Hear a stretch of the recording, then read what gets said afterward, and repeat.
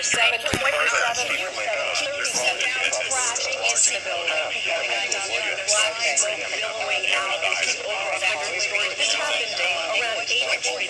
We are senior are saying that we are simply not close enough right at this point. Please film me the start of that air right now. There are several boats and watercraft down at sea right now. We'll try to get a better vantage point and see what we can see on the ground. It's a little difficult in the air because the buildings kind of shadow the streets, but no doubt a lot of activity on the ground. And in terms of firefighting, a lot of right now, I sure this is happening, but there are choppers there. I believe that we just saw my until just another explosion, and that is witnessing that apparently does look how it is in the other building and that looks to be another, which means it's down to the Twin Tower, obviously. Considering your stories like that right now, just something that you see online many damage. The first plane that went through again is just joined me here in the studio. We don't know what else just again. We do know that this area is right now visual, what I would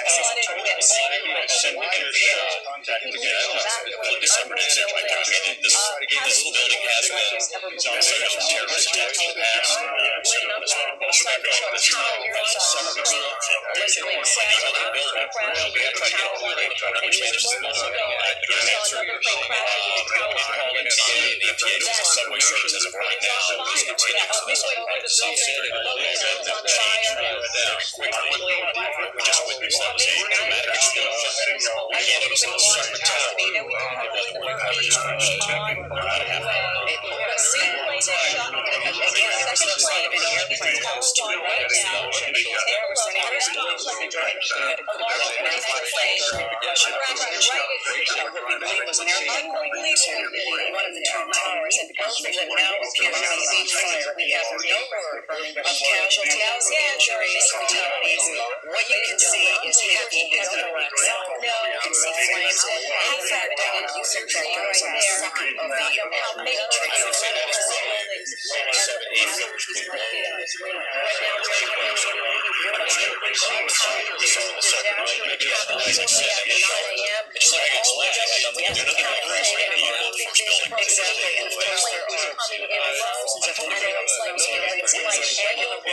We have no information about exactly what's inside here, and kind of shutting our eyes, so we just seeking information on which side or just intensely this seconds of apparent explosion. And I, again, we're going to go to the don't even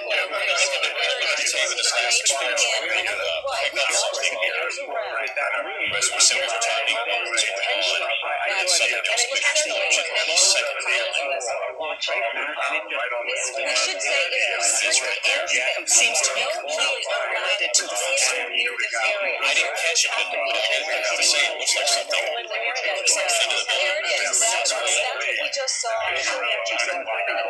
shortly after that was from the other side, because it was the second tower. As you can see, laying on the street to the sky. That's this is how tower 2, right? I'm sorry, what's happening in California? What's happening with the can you tell us what you saw?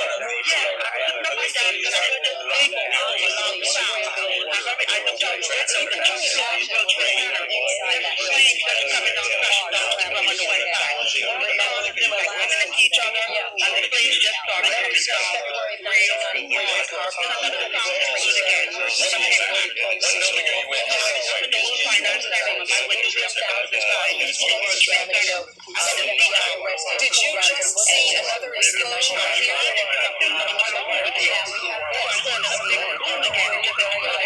Do you see people leaving?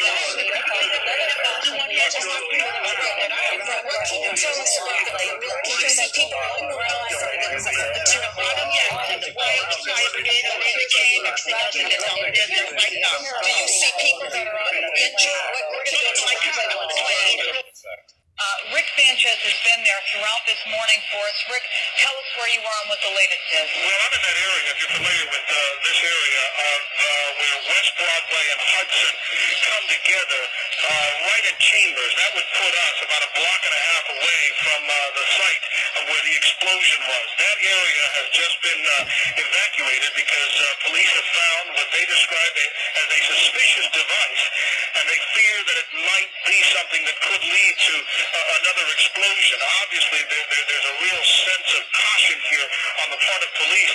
I spoke with some police officials moments ago, Chris, and they told me that they have reason to believe that one of the explosions at the World Trade Center, aside from the ones that may have been caused by the impact of the plane with the building, may have been caused by a van that was parked in the building that may have had some type of explosive device in it. So their fear is that there may have been explosive device planted either in the building or in the adjacent. Within minutes, emergency plans were in place, and from Transit's command center, rail and bus movements were coordinated.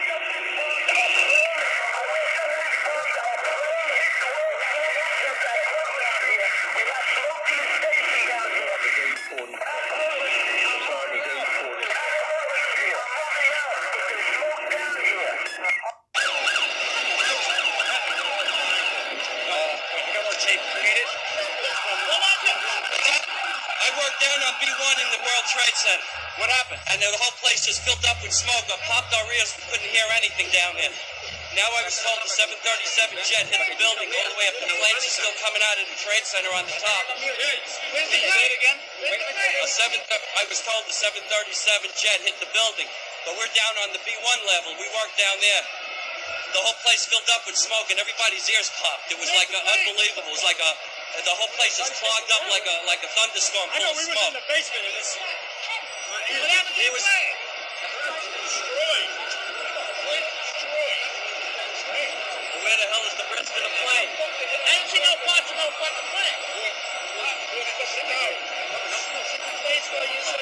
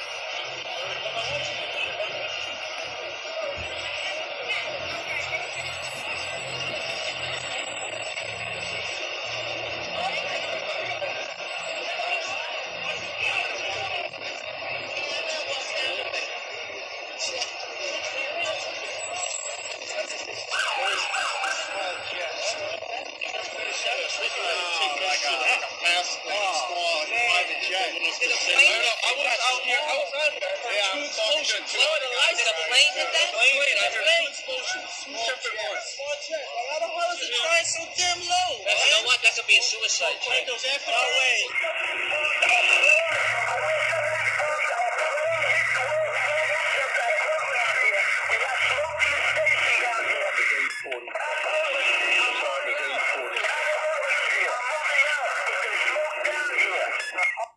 I worked there for 20 years and I was a janitor, the person that cleaned all the floors. The building has 6 sub-levels of basement. The support companies for the cleaning of the World Trade Center were located on B1.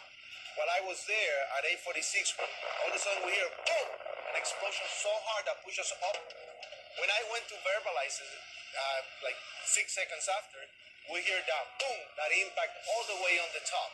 So 2 different events, and at that very moment when I said, "Oh my God," a guy comes running into the office, and this guy had his hands extended, both arms like this, and his skin was pulled totally from both arms, and it was hanging from the top of the fingertips like it was clothing. And I thought at that time that it was clothing. And when I went to say something, I look at his face, I realized that he had missing parts of his face. He had, on that particular day, the only master key. He went up with the master key, unlocking door after door so firemen could get in. And he himself, I think he said, brought out 15 or 20 people. So I started opening the doors of the stairwells so people could escape. Willie was made a hero, and he was at the White House. And we have a picture of that, of George Bush honoring Willie Rodriguez for being a hero. We hear boom, boom, boom, different explosions. And I asked the fire department, I said, what is this explosion? And what they said was, maybe it's the gas tank from the kitchen. No, the kitchens were all electrical, so that didn't make any sense.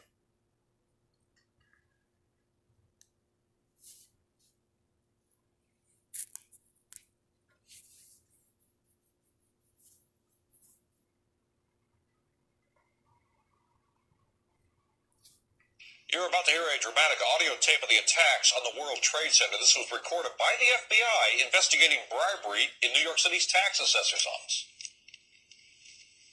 Today's date is September 11th, the year 2001. This time now is approximately 7:36 a.m. With those words, an FBI agent hides a recording device on the clothes of a government informant.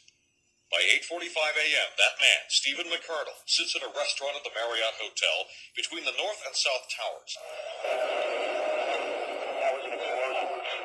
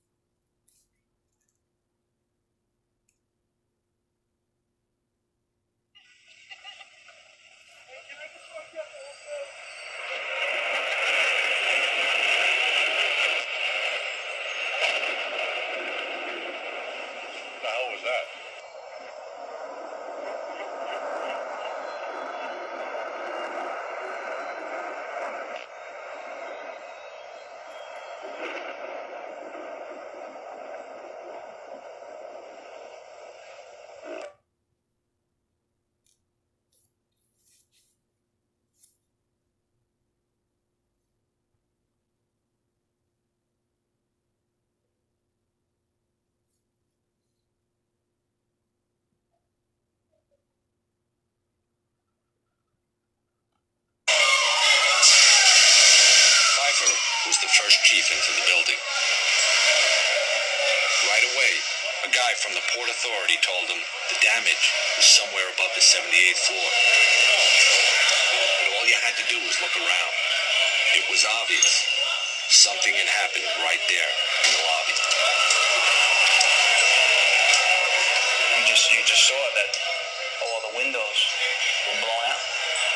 The lobby looked like the plane hit the lobby.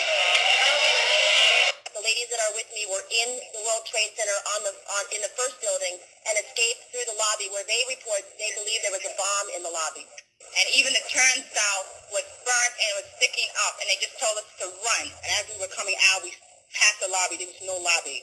So I believe the bomb hit the lobby first, and a couple of seconds in the first plane hit. Yes. They were having coffee in the World Trade Center when the first plane struck. And all of a sudden it sounded like, I don't know where the subway is, but it sounded like a subway collision, a bomb. And it was just pounding, boom, boom, boom. And I literally thought the subway had exploded and all the cars just went on top of it. It's so loud. Look behind the gentleman in the pink shirt. You're going to see two big bold numbers. It says BB18.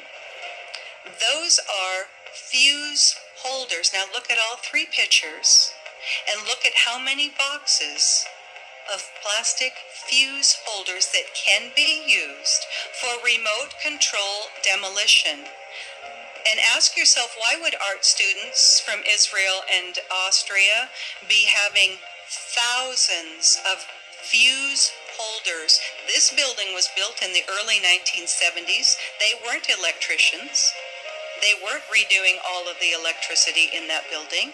You know, think about this. Okay, so I get this book out, I'm waiting for my shipment of books to show up, and I literally had a voice say to me, look into this. Those fuses, by the way, come from a company called Lytel Fuse, Littel Fuse Company. They're located in Chicago. And some little voice said to me, take a look into this Lytel Fuse Company, where all of those fuse holders behind those artists are. And now some of those artists are guaranteed Mossad bomb experts. And that's in the DEA document that you can read. So I find out that Lytel Company is a subsidiary of a corporation called Tracor, Tracor. Now, Tracor, they went bankrupt and split their company. They were a government contractor. They split them off into Tracor Aviation, Lytel Fuse, and Tracor Defense Holdings. They're based in Austin, Texas. They were bought out by Westmark Systems. Bobby Ray Inman was the chairman of the Westmark at a point. Then Westmark kind of started losing it, and Tracor bought them back. Tracor bought out a company called Vitro, which used to be the Kellex Company. Let me tell you about Kellex Company. The Kellex Corporation was a wholly owned subsidiary of M.W. Kellogg, as in cereal, you know that guy, Kellogg Company. Kellex was formed in 1942 so Kellogg's operation relating to the Manhattan Project could be kept separate and secret, Kel meaning Kellogg and X meaning secret. The new company's goal was to design a facility for the production of enriched uranium through a gaseous diffusion technique. In gaseous diffusion, isotopes of uranium-235 could be separated from uranium-238 by turning uranium metal into uranium hexafluoride gas and straining it through a barrier material. Now, this is kind of interesting too, so for those of you who remember that originally the first responders were getting calls that there was a missile launched from the Woolworth building. The newly formed Kellex Company's original headquarters were in the Woolworth building in Lower Manhattan. I know, it's just another coincidence, isn't it? They later on moved to Oak Ridge, Tennessee. But now, the Kellex Company, you will know them today. Here we are, fasten your seatbelts, as Halliburton. Dick Cheney's own company. There.